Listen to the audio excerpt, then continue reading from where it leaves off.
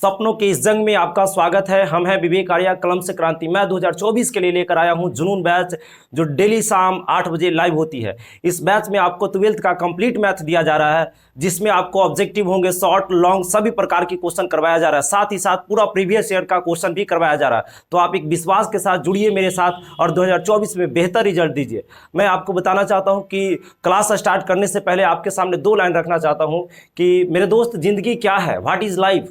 जिंदगी क्या है? जब कोई मनुष्य जन्म लेता है तो उसके पास सांसें तो होती है, लेकिन कोई नाम नहीं होता है।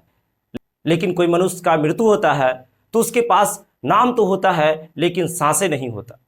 यही नामों और सांसों के बीच के सफर को हम लोग जिंदगी कहते हैं। जब कोई मनुष्य जन्म लेता है तो वो 2 जिंदगियों के साथ आता है। पहला, जो उसे मिलता है, और दूसरा, वो खुद अपने मेहनत और संघर्ष के बदौलत बनाता है। तो जब मेहनत और संघर्ष के बदौलत वो बनाता है, तो आप इस मेहनत और संघर्ष से पीछे क्यों हट जाएंगे मेरे दोस्त? आप भी मेरे साथ जुड़िए और साथ में मेहनत कीजिए और 2024 में अपना भी एक नाम रखिए। क्योंकि मैथ इस व्यू से पढ़ाया जा रहा है कि यहां से ही क्वेश्चन आपका बोर्ड में लड़े और पूरा थ्योरी दिया जा रहा है। तो अब दूसरे चैनल पे भटकने की कोई ज़रूरत नहीं है। चैनल आप सटीक पकड़ लिए। आप वहाँ से क्या कीजिए कि कलम और कॉपी लीजिए और उसके बाद ऊपर लिख दीजिए कि जुनून बैच 2024 के लिए कंप्लीट मैथ आप, और एक सफ़र चालू कीजिए। तो क्लास स्टार्ट करने से पहले आप इसका सिलेबस देख लीजिए, क्या सिलेबस है, हम लोग इसमें कैसे पढ़ेंगे। पहले कोई भी चीज़ शुरुआत करने से पहले उसका रास्ता पता होना चाहिए कि हमको किस रास्ता पे चलना है। यदि कोई आपको बता दिया जाए कि यही रास्ता है, आप सीधे पकड़ ले चल जाइए, तो हम लोग क्या करते हैं कि जितना क्या स्पीड लगा के चलिए, कोई दिक्कत नहीं, सीधे चल जाते हैं। उसी प्रकार आपको रास्ता पता होना चाहिए कि मैथ में हमें पढ़ना क्या क्या चीज़। तो अगर सिलेबस की बात करते हैं तो पहला यूनिट हम लोग को 6 यूनिट पढ़ना है टोटल। 6 यूनिट में पहला यूनिट का यदि नाम लेते हैं तो पढ़ना रिलेशन एंड फंक्शन, जिसको हिंदी में बोलते हैं संबंध एवं फलन। यहां से आपका 10 नंबर का क्वेश्चन आते हैं। दुगना का फेज रहा तो 20 नंबर का क्वेश्चन उठेगा। सेकंड यूनिट पे चर्चा करते हैं जिसका नाम है मैट्रिक्स एंड डिटर्मिनेंट। यहां से आपको 13 नंबर का क्वेश्चन आते हैं। और तीसरा नंबर का नाम है कैलकुलस, जो अपने आप में एक महत्वपूर्ण टॉपिक है। यहां से आपका 44 नंबर का क्वेश्चन आता है। और यूनिट 4 की बात करते हैं तो यूनिट 4 में आपका पढ़ना वेक्टर एंड 3D सदिश एवं त्रिविमीय ज्यामिति, जहां से आपका 18 नंबर का क्वेश्चन आते हैं। और चौथा में सबसे इंपॉर्टेंट देखा जाए तो यहां से एक लॉन्ग क्वेश्चन बनता है यूनिट 5 में LPP। यहीं से ग्राफ आपका बनता है रैखिक प्रोग्रामन, जहां से 5 नंबर का क्वेश्चन आते हैं। और देखा जाए तो यूनिट 6 की बात करते हैं तो प्रोबेबिलिटी देखते हैं, प्रोबेबिलिटी जिसमें प्रायिकता हिंदी में बोलते हैं, और 10 नंबर यहां से आता है। और टोटल देखा जाए तो आपको 100 मार्क्स यहां से आ जाएगा।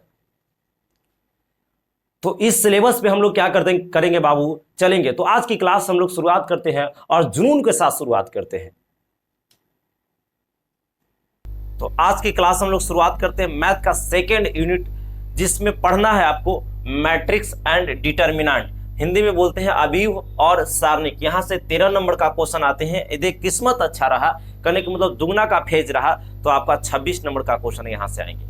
इसमें हम लोग सबसे पहले मैट्रिक्स को पढ़ाएंगे, खत्म करेंगे, उसके बाद डिटर्मिनेंट को। क्योंकि मैट्रिक्स जब पढ़ लीजिएगा तो डिटर्मिनेंट में भार नहीं पड़ेगा, क्योंकि मैट्रिक्स जैसा ही डिटर्मिनेंट होता है, थोड़ा सा का सिर्फ फर्क होता है ना। अब चीजों को समझिए। हम लोग मैट्रिक्स जब पढ़ेंगे तो मैट्रिक्स का सिलेबस जानना जरूरी है कि मैट्रिक्स में 13 नंबर का क्वेश्चन यहां से मान लेते हैं इसका आधा देगा, 6 नंबर का क्वेश्चन लगभग देता है मैट्रिक्स से।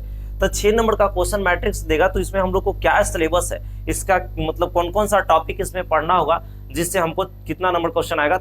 6 नंबर का क्वेश्चन हमसे बन जाएगा, दुगना का फेज रहेगा तो 12 नंबर। अब देखिए, तो आपको मैट्रिक्स का जो सिलेबस है, यही 6 टॉपिक आपको पढ़ना है ना। यही 6 टॉपिक यदि आपको कंप्लीट हो जाता है तो मैट्रिक्स से एक भी क्वेश्चन नहीं छूटेगा, ये मेरा गारंटी है। चीजों को समझिए, और इस क्लास करने के बाद तो और नहीं छूटेगा जी, है ना। क्योंकि इसमें रखा ही गया है कि डायरेक्ट बोर्ड से लड़े और आपको थ्योरी भी पूरा मिलेगा। देखिए, आपको सबसे पहले देखा जाए तो हम लोग को फर्स्ट जो है उस मतलब फर्स्ट टॉपिक का नाम है, जिसका नाम है ऑर्डर, यानी ऑर्डर जिसको हिंदी में बोलते हैं कोटि। यदि आपको कोटि निकालने आ गया तो यहाँ से आपको 1 नंबर का क्वेश्चन आ जाएंगे। यानी कोटि निकालने के लिए ऑब्जेक्टिव में देता है, चीजों को बताएंगे कौन कितना नंबर का आता है ना। तो कहने का मतलब ऑर्डर निकालने आ गया। और टाइप ऑफ मैट्रिक्स यदि आपको कंप्लीट है तो टाइप ऑफ मैट्रिक्स में बहुत सारा मैट्रिक्स का प्रकार पढ़ना है, जो कि हम बहुत ज्यादा पे चर्चा नहीं करेंगे। जहां से क्वेश्चन आता है बस उसी को चर्चा करेंगे, ये माइंड में सेट कर लीजिए, फिर भी आपको क्वेश्चन नहीं छूटेगा। तो देखिए यदि ये दोनों आपको कंप्लीट है कि मैट्रिक्स ऑर्डर और टाइप ऑफ मैट्रिक्स, तो यहाँ से आपका ऑब्जेक्टिव आते हैं। क्या आते हैं बाबू? ऑब्जेक्टिव। ऑब्जेक्टिव आपको कंप्लीट हो जाएगा, यहाँ से ऑब्जेक्टिव नहीं छूटेगा, यानी ऑब्जेक्टिव आएगा। अब उसके बाद देखते हैं माइनर एंड कोफैक्टर है, उसके बाद ट्रांसपोज है। ये दोनों करने आ गया, माइनर और कोफैक्टर ट्रांसपोज करने आ गया, तो आपको यहाँ से आपको 2 मार्क्स का क्वेश्चन आता है, यानी शॉर्ट क्वेश्चन बोल सकते हैं। यहाँ से शॉर्ट क्वेश्चन बोल सकते हैं कि 2 नंबर का क्वेश्चन आता है। इस चीजों पे आपको ध्यान देना है। अब देखिए जब तक आपको माइनर और कोफैक्टर उसके बाद ट्रांसपोज नहीं करने आएगा, तब तक आपको एडजॉइंट ऑफ मैट्रिक्स नहीं निकालने आएगा। कहने का मतलब आपको एडजॉइंट ऑफ मैट्रिक्स निकालने आना चाहिए, है ना। सॉरी, एडजॉइंट ऑफ मैट्रिक्स निकालने के लिए आपको माइनर को फैक्टर एंड ट्रांसपोज को जानना बहुत जरूरी है। तो इसमें सबसे ज्यादा VVI इससे भी आपका 2 मार्क्स का ही क्वेश्चन आता है। लग रहा होगा सर तो इससे भी 2 नंबर का रहेगा, इससे भी नहीं, इसमें देगा तो इस दोनों में से नहीं देगा, इससे देगा तो इसमें और इसमें नहीं देगा क्वेश्चन। तो सबसे ज्यादा जो चांस बनता है वो कहाँ से देता है?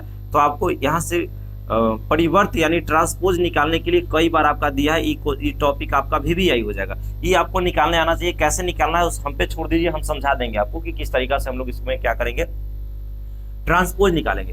यदि ये सबसे ज्यादा इंपॉर्टेंट हो गया, उससे यदि कभी कभी क्या जितना इंपॉर्टेंट ये है ट्रांसपोज, उतना ही इंपॉर्टेंट एडजॉइंट ऑफ मैट्रिक्स है, यानी ये भी आपका VVI में आ गया। सबसे ज्यादा इंपॉर्टेंट है बाबू, तो यही दोनों आपको निकालने आना चाहिए। यहाँ से शॉर्ट क्वेश्चन तो छूटेगा ही नहीं, ऑब्जेक्टिव तो आपको कंप्लीट हो ही जाएगा, है ना। अब इसमें देखते हैं इनवर्स ऑफ मैट्रिक्स, नीचे शायद दिखाई दे रहा होगा लेकिन चमक रहा होगा, कोई बात नहीं, हम इधर लिख देंगे, है ना। इनवर्स ऑफ मैट्रिक्स,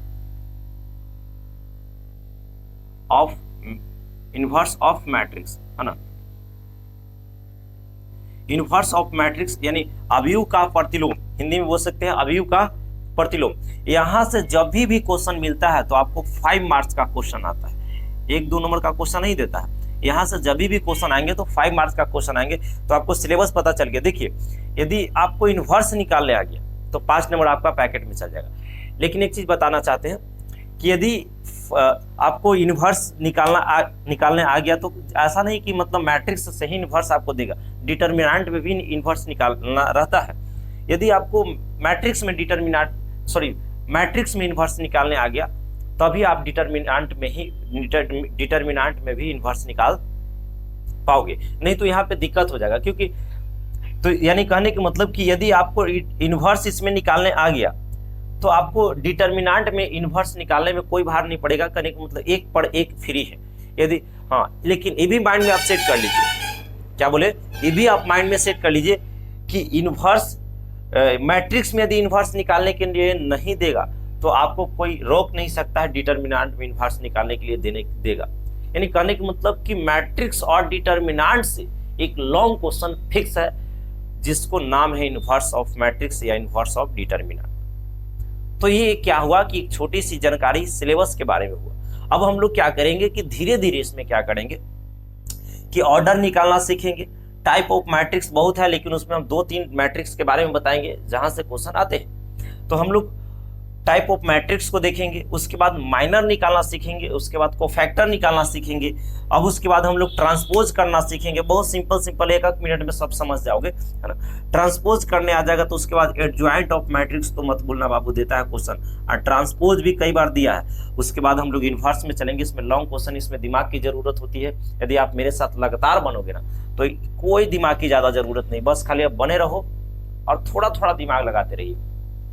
तो एक छोटी सी मैं क्या कर दी, हम आपको जानकारी दे दिए। अब उसके बाद हम लोग क्या करते हैं, अब मैट्रिक्स लिखेंगे और मैट्रिक्स बताएंगे कि मैट्रिक्स क्या है, मैट्रिक्स होता क्या है, उसमें मतलब किस प्रकार का मैट्रिक्स देखने में लगता है ना।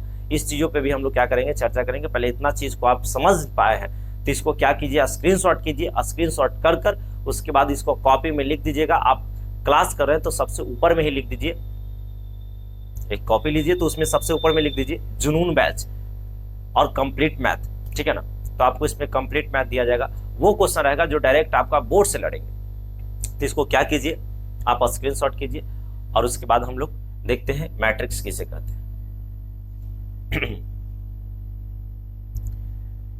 चलिए, तो आपसे क्या हो गया होगा बाबू, स्क्रीनशॉट हो गया होगा, मुझे पूरा विश्वास है ना। तो इसको हम क्या करते हैं, साफ करते हैं। तो आप लोग हेडिंग लगा लीजिए मैट्रिक्स, यानी मैट्रिक्स किसे कहते हैं। चलिए, इसको हम हटा देते हैं, ज्यादा सही रहेगा, और ऊपर में लिख देंगे। चलिए, क्योंकि नीचे चमकता है, हम यहीं तक ना लिख सकते हैं, इसके नीचे तो चमक ही रहा है ना। तो चलिए ध्यान दीजिए। तो अब हम लोग समझेंगे मैट्रिक्स किसे कहते हैं, है ना। यदि क्लास आपको वाकई में मजा आ रहा है करने में, तो आप लाइक और सब्सक्राइब करते चलिए, है ना। तो हम लोग देखेंगे कि मैट्रिक्स किसे कहते हैं, है ना। मैट्रिक्स को समझेंगे बहुत आराम से, हड़बड़ाना नहीं है, आराम से पढ़िए। मैट्रिक्स लिख के हम लोग डैश दिए हैं, और लिखा हुआ है कि मैट्रिक्स वास्तविक एवं काल्पनिक संख्याओं का आयताकार एवं वर्गाकार क्रम विन्यास है। कहने के मतलब कि मैट्रिक्स जो है वास्तविक संख्याओं का या काल्पनिक संख्याओं का आयताकार एवं वर्गाकार एक क्रम विन्यास है। सर हमें समझ में नहीं आ रहा है क्या बोलना चाह रहे हैं। देखिए, मैट्रिक्स का हम लोग जो प्रयोग करते हैं ना, वो संख्याओं को, समूह को व्यवस्थित रूप देने के लिए करते हैं।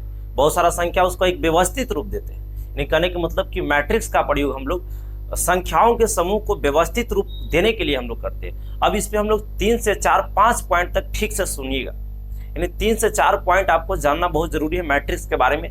तब हम लोग इस पे क्वेश्चन बनाना ही शुरू करेंगे, है ना। तब हम लोग ऑर्डर निकालना शुरू करेंगे, जो कि सबसे फर्स्ट में ऑर्डर निकालना था, है ना। तो अभी पहले चीजों को समझिए, तब हम लोग टाइप ऑफ मैट्रिक्स पे आएंगे, तब माइनर को फैक्टर, ये सब चीजों हम लोग आते रहेंगे। लेकिन अभी समझिए, तो पहला बात तो आपको समझ में आएगा कि मैट्रिक्स वास्तविक एवं काल्पनिक संख्याओं का आयताकार एवं वर्गाकार क्या है बाबू, क्रम विन्यास। दूसरा बात आपको इसमें भी याद रखना है कि मैट्रिक्स को ए बी सी द्वारा हम लोग क्या करते हैं, रिप्रेजेंट करते हैं, यानी सूचित करते हैं।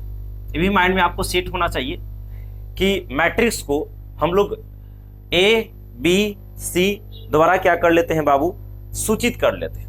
ऐसा नहीं कि ए बी सी द्वारा ही रहेगा, आगे डी ये जाएगा, मतलब ए बी सी डी के कैपिटल लेटर द्वारा हम लोग क्या कर लेते हैं, सूचित कर लेते हैं। और तीसरा बात आपको ध्यान रखना होगा कि मैट्रिक्स के सभी अवयव को, सभी अवयव को बड़ी कोष्ठ या छोटी कोष्ठ या डबल मोड ऐसे देना है ना, डबल मोड के अंदर रखते हैं। क्या करते हैं बाबू, कि अंदर रखते हैं, यहां ध्यान दीजिएगा, अंदर। यानी इसमें जितना भी मैट्रिक्स में अवयव होगा, जितना भी संख्या होगा, हम लोग क्या करेंगे कि बड़ी कोष्ठ या छोटी कोष्ठ या डबल मोड के अंदर रखेंगे। देखिए 2 मिनट तक थोड़ा कम समझ में आएगा, तो हड़बड़ाइएगा नहीं, क्योंकि आगे चल के पूरा स्पष्ट भी हम करने वाले हैं, है ना। आगे ध्यान दीजिए कि मैट्रिक्स में पड़ी रेखा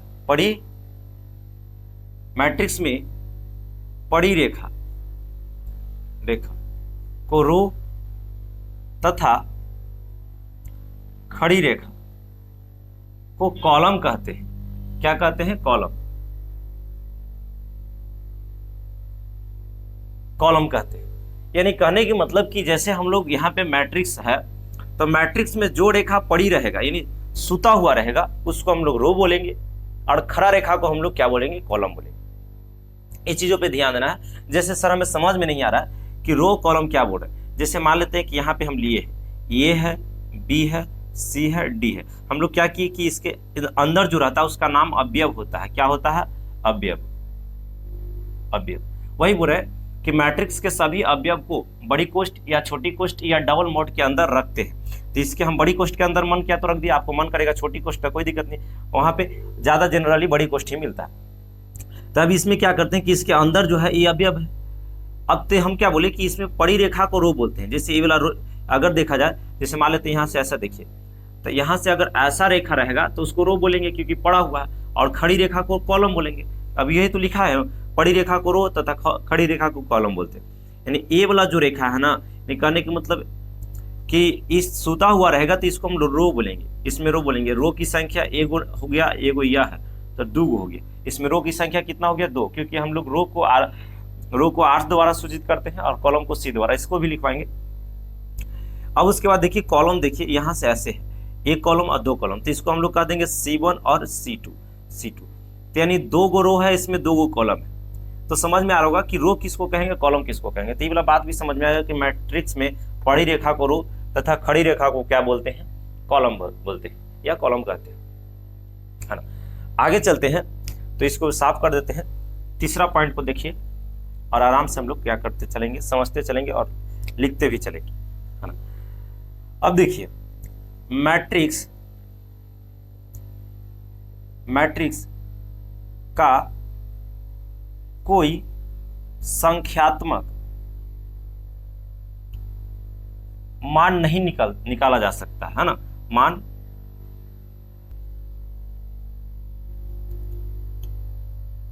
जा सकता है, कहने के मतलब कि मैट्रिक्स जब हम लोग पढ़ेंगे तो मैट्रिक्स में कभी भी आपको संख्या में कोई मान नहीं आएगा। जैसे कहने की मतलब 2, 4, 6, इसका संख्यात्मक मान नहीं निकाला जा सकता है। यानी मैट्रिक्स में हम लोग को मैट्रिक्स ही प्राप्त होता है।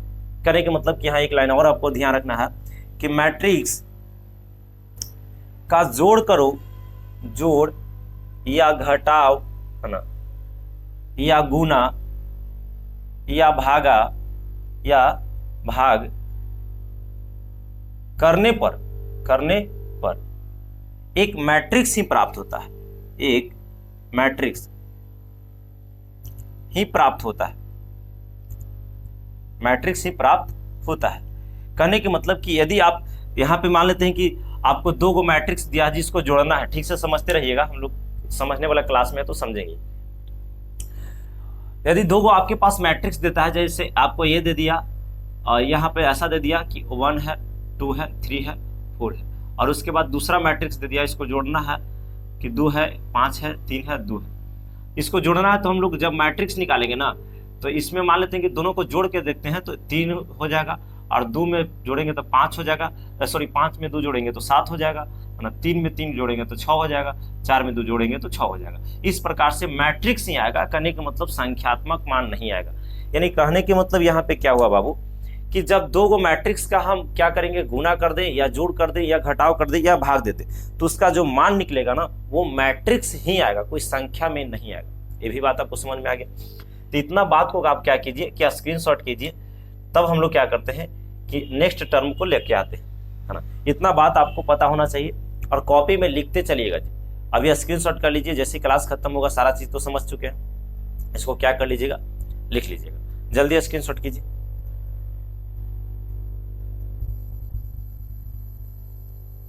चलिए, हो गया होगा आपसे स्क्रीनशॉट, आगे बढ़ते हैं। और एक बात और ध्यान रखिएगा इसमें कि मैट्रिक्स का कोई निश्चित रिप्रेजेंटेशन नहीं होता है, निश्चित है ना, निश्चित रिप्रेजेंटेशन, है ना।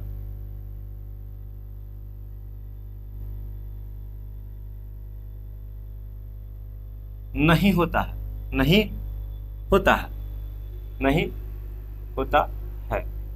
इसे सुंदर व आकर्षण लगने के लिए, इसे सुंदर व आकर्षण लगने के लिए बड़ी कोष्ठ या छोटी कोष्ठ या डबल मोड का हम लोग क्या करते हैं, डबल मोड का प्रयोग करते हैं। इतना बात आपको याद होना चाहिए। जितना भी हम लोग पढ़ाई कर रहे हैं, यदि उसका PDF चाहिए तो आप 7562924038 पे आप क्या कीजिएगा, व्हाट्सअप कीजिएगा, लिखिएगा प्लीज़ PDF मैट्रिक्स का, तो हम उसमें क्या कर देंगे, आपको प्रोवाइड कर देंगे। अभी मेरे पास कोई टेलीग्राम चैनल नहीं है, इसीलिए हम टेलीग्राम पे आपको नहीं जोड़ने के लिए बोल रहे हैं, आपको व्हाट्सअप से ही मिल जाएगा, है ना। और इस चीज़ों पे, इतना चीज़ पे आपको ध्यान रहना चाहिए। इसके बाद हम लोग क्या करेंगे कि मैट्रिक्स में हम लोग देख लिए कि इतना बात जो है आपको मैट्रिक्स में पता होना चाहिए। उसके बाद हम लोग ऑर्डर निकालना सीखेंगे। अभी जस्ट ऑर्डर के बाद हम लोग टाइप ऑफ मैट्रिक्स पे चलेंगे, फिर हम लोग माइनर को फैक्टर निकालना सीखेंगे। धीरे धीरे हम लोग को कड़ी आगे बढ़ते चला जाएगा। यदि आप सीखते चलिएगा तो आपको मैथ पे राज होगा, एक दिन आप मैथ पे राज करोगे, है ना। तो इतना चीज को क्या कीजिए, आराम से स्क्रीनशॉट कीजिए। हम लोग ऑर्डर निकालना अभी जस्ट सीखते हैं, जल्दी स्क्रीनशॉट कीजिए। हेडिंग लगाइए, ऑर्डर ऑफ मैट्रिक्स,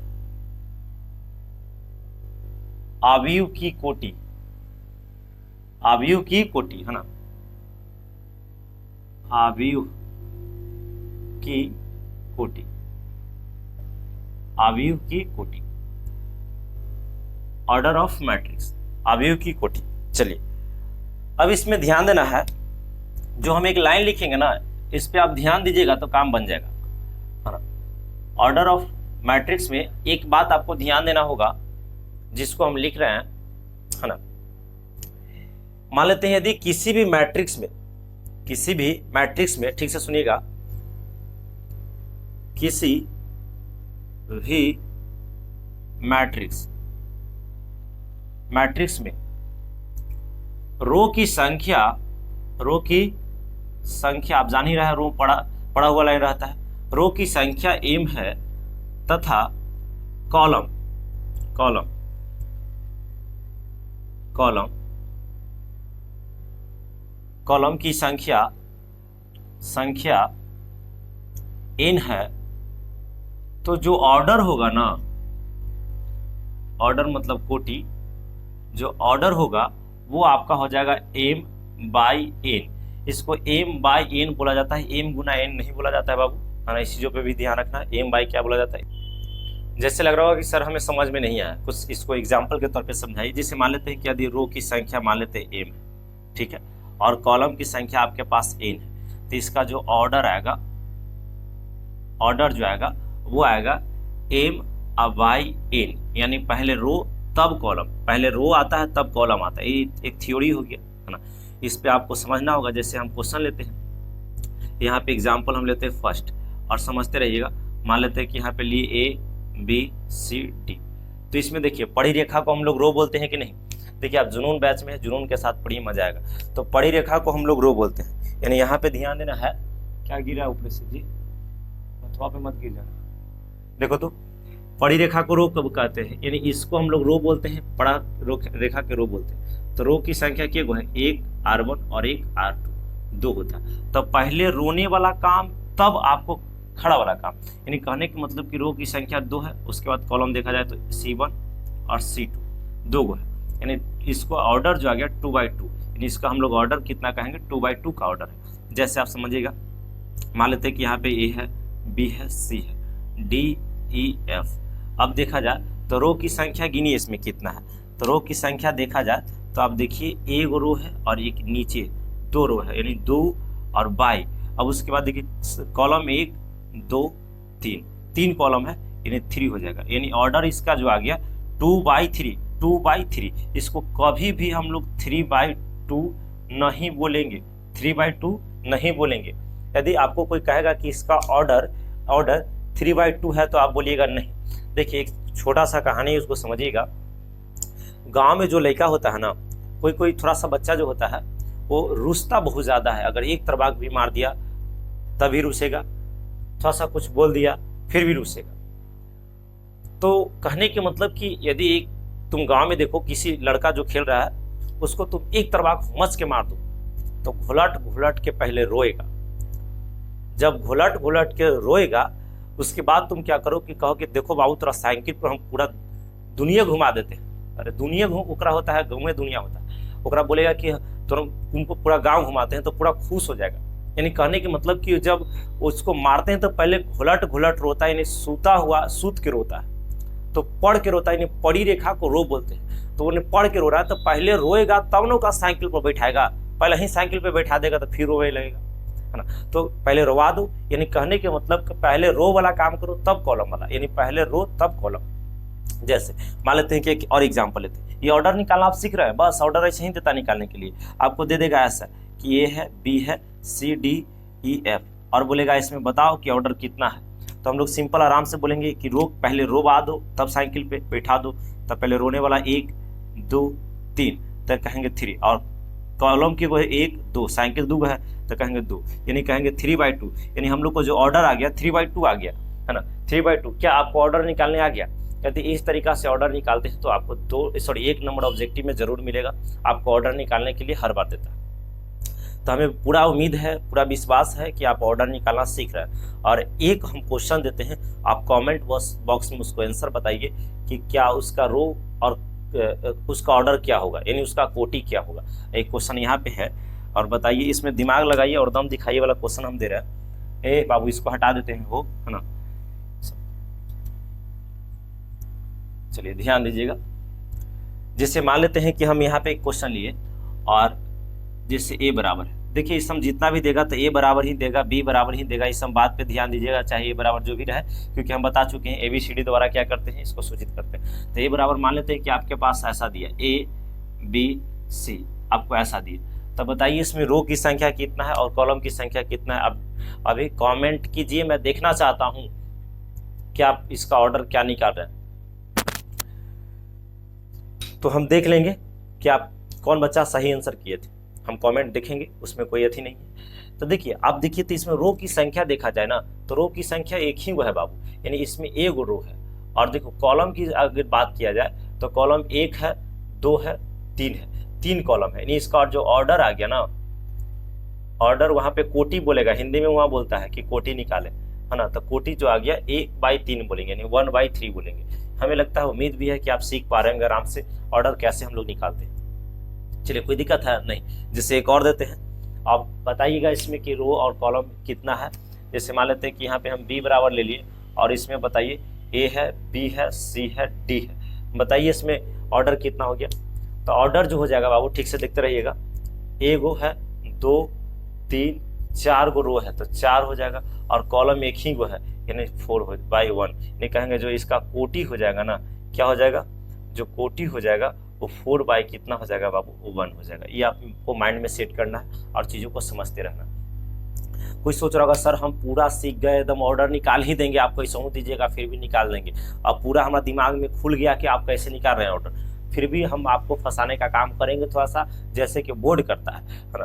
तो आप यहाँ पे बताइए कि आप यहाँ पे खाली हम ए बराबर ले लेते हैं, खाली ए गो ए लिए हैं, और बताइए कि इसमें रो की संख्या कितना है, कॉलम की संख्या कितना है, यानी इसका ऑर्डर क्या है। तो देखा जाए तो इसमें दिमाग काम कर रहा है। तो इसमें रो की संख्या देखा जाए तो 1 है बाबू, इसमें रो की संख्या 1 है और कॉलम की संख्या भी 1 है, तो यानी 1/1 का बोल सकते हैं, यानी 1/1 बोल सकते हैं। तो हमें उम्मीद है, पूरा विश्वास भी है कि आप ऑर्डर निकालना सीख गए। अब हम लोग नेक्स्ट क्लास में क्या करेंगे, टाइप ऑफ मैट्रिक्स पे चलेंगे, उसके बाद धीरे धीरे कड़ी को हम लोग आगे बढ़ाते चलेंगे, है ना। तो आप इस बैच से ज्वाइन कीजिए, है ना। ज्वाइन किए हैं, अच्छा बात है, आगे चल के बहुत अच्छा कीजिएगा। तो आप सभी को धन्यवाद। आप इसको स्क्रीनशॉट करना चाहते हैं तो कर लीजिए।